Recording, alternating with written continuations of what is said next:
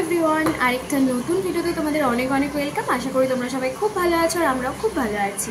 তো এখন ঘড়িতে সময় ওই 10:30 মতন বাজে, আর ছাদে গিয়ে দেখি যে প্রচণ্ড মেঘ করেছে।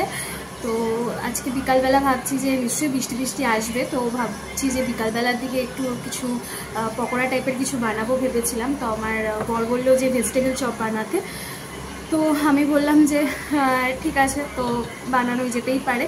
আর যখন বানাবো তো অবশ্যই তোমাদের সাথে সেটা শেয়ার করব।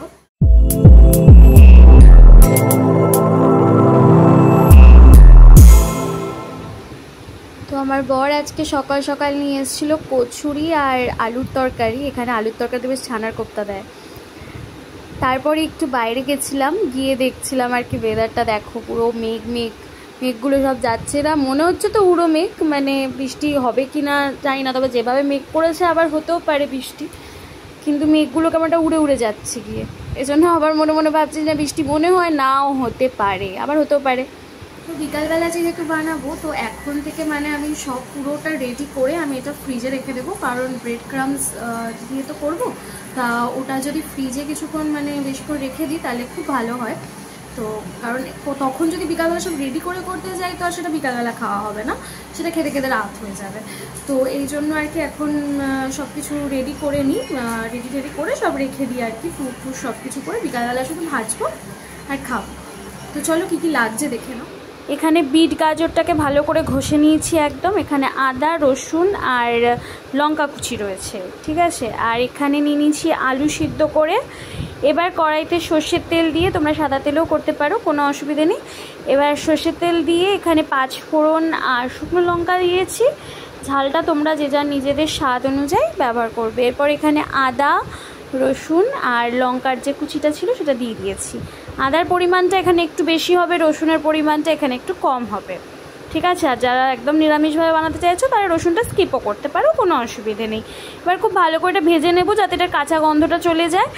তারপর এর মধ্যে দিয়ে দেব হচ্ছে ওই কুড়িয়ে রাখা বিট আর গাজরটা। বিট গাজর দুটোই কিন্তু আমাদের শরীরের জন্য খুবই উপকারী, যদি তোমরা কাঁচা খেতে পারো প্রত্যেক দিন তাহলে তো খুবই উপকার শরীরের জন্য।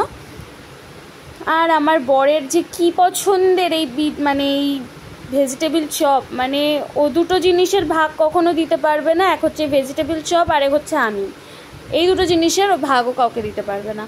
তো যাই হোক, অনেক কথা বললাম।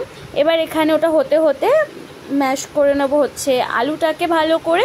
তোমাদের কাছে যদি ম্যাশার থাকে তো খুবই ভালো, আমার কাছে ম্যাশার নেই, তার জন্য আমি কাঁটা চামচ দিয়ে এটাকে ম্যাশ করে নিচ্ছি। আমার বর নিয়ে এসছে একটু বাদাম 2 প্যাকেট। এবার দেখো, যেহেতু ঢাকা চাপা দিয়ে দিয়ে এটা রান্না করেছি, ঠিক আছে, ঢাকা দিয়ে দিয়েই তোমরা রান্না করবে। দেখো কতটা মানে অল্প হয়ে এসছে পরিমাণটা। এবার ভালো করে কিন্তু এটা মাঝে মাঝে তুলে তুলে একটু নাড়াতে হবে, ঠিক আছে। ওই একবারে ঢেকে রাখলে চলবে না, মাঝে মাঝে তুলে তুলে আবার নাড়াতে হবে একটু করে। এরপর এটার মধ্যে দিয়ে দেবো হচ্ছে আলু সিদ্ধগুলো, ঠিক আছে, আলু সিদ্ধগুলো দিয়ে দেবো। তার মধ্যে দিয়ে দেবো বাদাম, ভাজা মশলা, মানে গরম মশলার গুঁড়ো, একটু হলুদ দিয়ে এবার সব একসাথে খুব ভালো করে মানে কষাতে হবে ভালো করে। তোমরা চাইলে একটু ঢেকে ঢেকেও কষাতে পারো, আমি আলু দেওয়ার পর আর ঢেকে ঢেকে কষাই না, আমি এমনি অনেকক্ষণ ধরে সময় নিয়ে ভালো করে মিক্সড করে নিই। এবার দেখো, আমি এর মধ্যে না একটু টমেটো সস দিয়েছিলাম, যেটা তোমাদেরকে দেখাতে আমি ভুলে গেছি। টমেটো সস যদি তোমাদের বাড়িতে অ্যাভেলেবেল না থাকে তোমরা কিন্তু একটু ভিনিগার বা একটু লেবুর রসও দিতে পারো, ঠিক আছে। এখানে দেখো একটু ঘি দিয়েছিলাম, আমি ঘি দিয়ে নাড়িয়ে চাড়িয়ে নিয়ে তারপরে বাইন্ডিংয়ের জন্য একটু ময়দা দিয়েছি। তোমরা ব্রেড ক্রামসও দিতে পারো, তবে ময়দা দিলে ভালো হয়। এবারে মুইঠার মতন শেপ করে নিয়েছি, এ দেখো। এবার এখানে একটু শুকনো ময়দা নিয়েছি, ঠিক আছে। এবার হাতের সাহায্যে এরকম শেপটা তোমাদের যাদের যাদের ব্যাপার, ঠিক আছে, নিজেদের ব্যাপার। এবার এটা তোমরা গোল করতে পারো, আমি যেরকম করেছি সেরকম করতে পারো, ফিঙ্গারের মতন লম্বা করতে পারো, কোনো অসুবিধা নেই। এবার এইগুলো পুরোটা মানে কোটিং করে, শুকনো ময়দা দিয়ে কোটিং করে এটা রেখে দেবো, ঠিক আছে। তারপরে দেখো, ওই ময়দাটার মধ্যে একটু নুন দিয়ে ওই ময়দাটা আবার গুলিয়ে নিয়েছি, আর ওখানে ব্রেড ক্রামস নিয়েছি, ওই শুকনো ময়দাটা যে মাখানো ছিল ওটার সাথে ডুবিয়ে তারপর ব্রেড ক্রামসে ভালো করে কিন্তু মানে মিক্স করে নিতে হবে। ব্রেড ক্রামস দিয়ে খুব ভালো করে একদম কোটিংটা করতে হবে। ডবল কোটিং করে অনেক সময়, কিন্তু ভেজিটেবল চপে কিন্তু ডবল কোটের কোনো দরকার নেই। তো ভেজিটেবল চপের সব কিছু একদম রেডি হয়ে গেছে, বিকালবেলায় আবার শুধু ভাজবো আর সার্ভ করবো।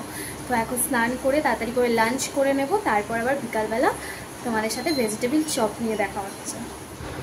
তা আজকে দুপুরবেলার মেনুতে ছিল হচ্ছে ভাত, ঝুরি আলু ভাজা যেটা আমি বানিয়েছি, আর এখানে রয়েছে হচ্ছে মাছের মানে চিংড়ি মাছ বাটা দিয়ে লতি, যেটা আমার শাশুড়ি মা বানিয়েছে।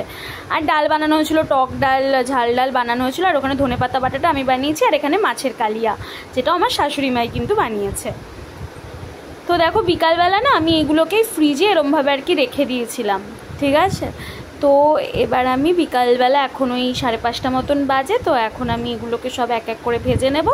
তোমরা আমি যেভাবে দেখালাম সেইভাবেই যদি তোমরা বাড়িতে ট্রাই করে খাও, আমি বলছি দোকানের থেকেও ভালো কিন্তু ভেজিটেবিল চপ হবে, মানে খুবই সুস্বাদু হবে। আর আমায় খেয়ে জানাবে যে কেমন হলো, কেমন খেলে তোমরা, আর কিরম কমপ্লিমেন্ট পেলে। ঠিক আছে, আজকের মতো টাটা।